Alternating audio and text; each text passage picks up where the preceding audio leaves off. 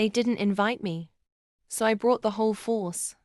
I stood at the entrance of the ballroom, the weight of my full uniform pressing against my pride, 4 silver stars glinting on each shoulder, proof that I earned my place in the force.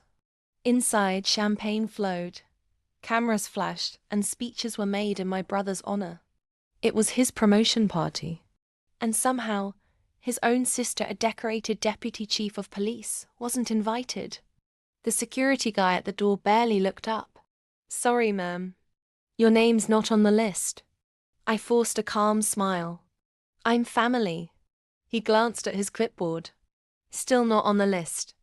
Then came the words that burned through my chest like acid. "They said you weren't welcome." That's when I knew.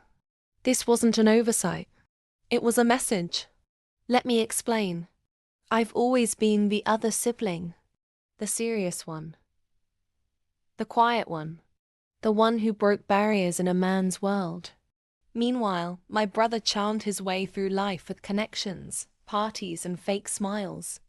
So when he got fast-tracked for promotion, despite a string of complaints under his watch complaints I was quietly investigating, it didn't surprise me.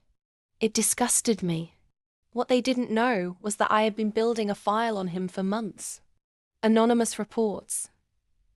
Misuse of public funds. Disappearing evidence from the locker room.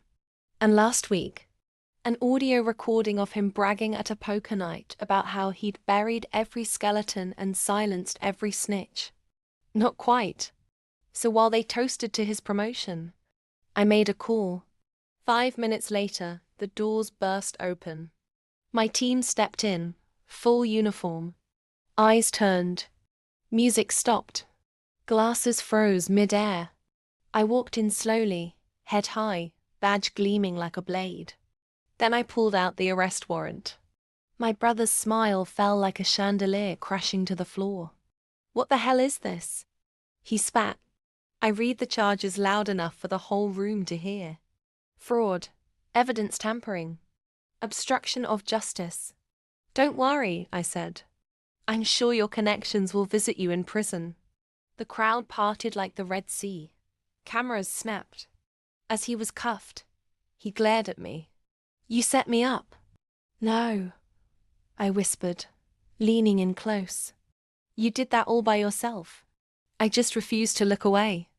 And just like that, I walked out not just as his sister, but as the only one who stood for justice in a room full of cowards.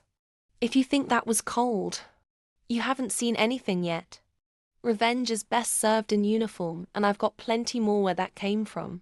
Hit that subscribe button right now if you're into bold women, shocking twists, and karma coming with flashing lights.